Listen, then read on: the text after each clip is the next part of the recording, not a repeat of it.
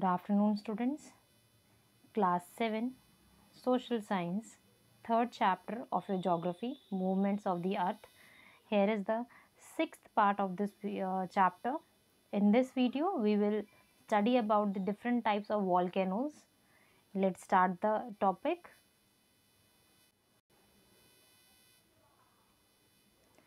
Types of volcanoes. बेटा हम ना जब वॉल्केनोज को कैटेगराइज करते हैं तो हम उसे तीन तरीके से कैटेगराइज करते हैं. First, there are three types of volcanoes. First one is the active volcano, dormant volcanoes, extinct volcanoes. तीनों नाम हम याद रखेंगे. सबसे पहले हम बेटा बात करेंगे एक्टिव वॉल्केनोज के बारे में. The active volcano is the one that erupts frequently. मतलब आमतौर पर वॉल्केनोज इरप्ट होते रहते हैं ईयरली या कुछ शॉर्ट टर्म पीरियड के अंदर. ईयर बेटा कुछ फिक्स नहीं है, इनका बस इरप्शन होता रहता है. ठीक है. In such volcanoes eruption can be place any time. कभी भी हो सकते हैं because it totally depends on the activities जो कि अर्थ के सरफेस के नीचे चल रही हैं. हमारे पास बेटा दो एग्जाम्पल्स हैं ऐसे वॉल्केनोज के लिए, एक्टिव वॉल्केनोज के लिए. एक है स्ट्रोम्बोली, इटली के अंदर है. नेक्स्ट है माउंट कोटोपैक्सी. ये बेटा एक एक्वाडोर एक जगह है. कहाँ पर? साउथ अमेरिका में.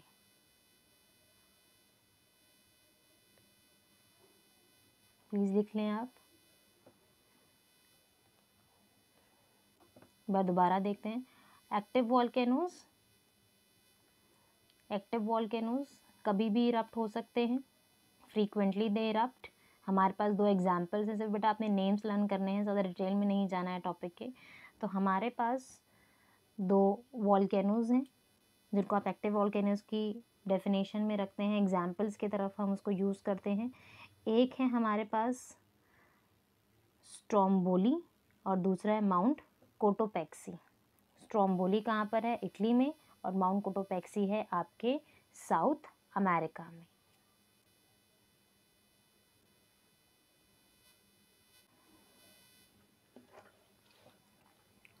After this, we will study about dormant volcanoes.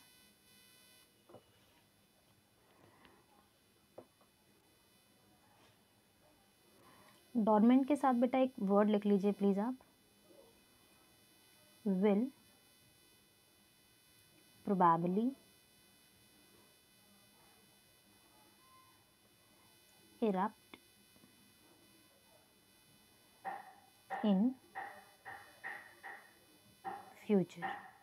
He probably eruption हो सकता है लॉन्ग टर्म में, पर वो टर्म कितना लंबा होगा, लॉन्ग टर्म कितना होगा वो हमें नहीं पता. बट येस कि वो एक्टिव हैं, पर वो अभी इरप्ट नहीं हुए हैं लंबे समय से, हम ये कहकर चल सकते हैं.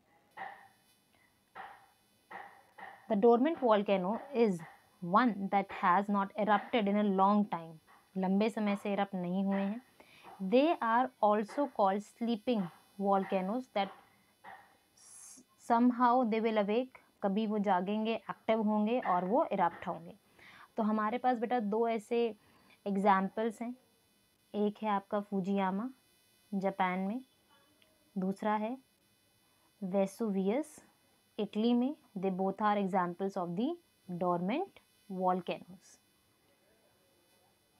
Again extinct.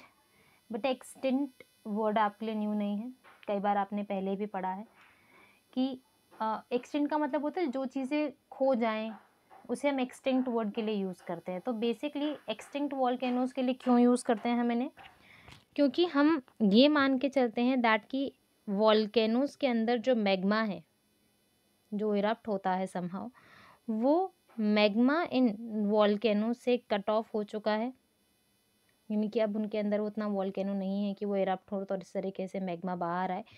तो हम लोग ये मान के चलते हैं कि that now they are extinct.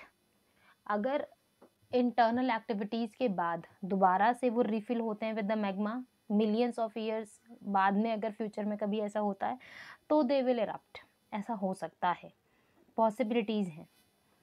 The extinct volcano is one that has no record of eruption and there is no likelihood of its erupting in the near future. They are also known as dead volcanoes. हम इन्हें dead volcanoes भी कहते हैं. तो हमारे पास बेटा दो examples हैं.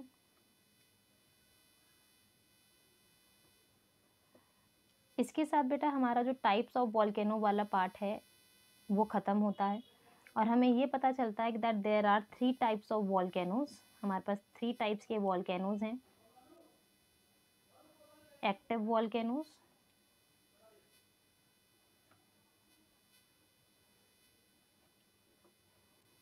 एक्टिव वॉल्केनोज हैं, डोरमेंट हैं जिसे आप स्लीपिंग वॉल्केनोज भी कह रहे हैं, एक्सटिंक्ट वॉल्केनोज हैं जिन्हें हम डेड वॉल्केनोज की तरह भी डिफाइन करते हैं. अब बेटा एक स्किल कॉर्नर का एक क्वेश्चन है हमारे पास. Is there any type of volcano in India? Find out where is it located.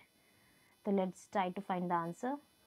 India में बेटा बहुत सारे वॉल्केनोज नहीं हैं, पर यस हमारे पास कुछ वॉल्केनोज हैं.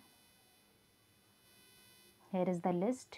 आप इन्हें लर्न कर सकते हैं और आप चाहें तो इन्हें मैप में लोकेट भी कर सकते हैं.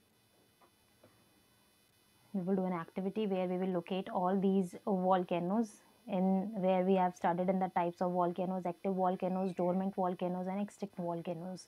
We will locate their location in the world map.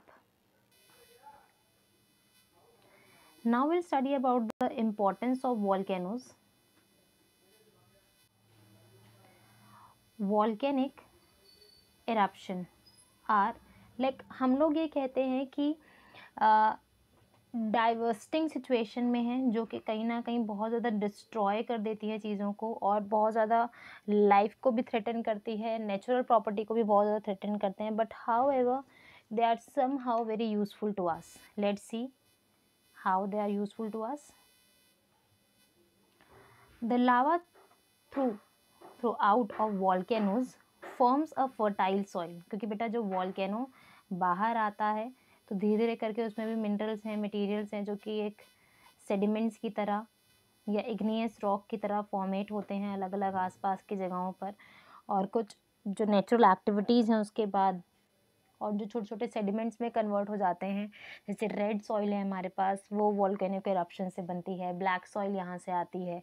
ठीक है, तो ये सब चीज़ें एक फर्टाइल सॉइल में भी हमारे पास कन्वर्ट होती है. हम इसे 10th क्लास में डिटेल में पढ़ेंगे.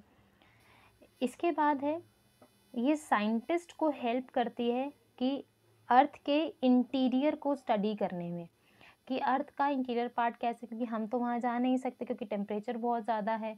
तो साइंटिफिक रिसर्चेस को प्रैक्टिस करने के लिए, एक्टिविटी को जज करने के लिए, उन्हें स्टडी करने के लिए हमें वॉल्केनिक एक्टिविटीज़ हेल्प करती हैं. एंड वॉल्केनोज की हेल्प से ही मैग्मा के थ्रू या लावा की हेल्प से इंटरनल जो लिक्विड है, थिक लिक्विड है, बाहर आता है, जिससे इग्नियस रॉक्स बनती हैं, फिर सेडिमेंट्री रॉक्स बनती हैं, मेटामॉर्फिक रॉक्स बनती हैं.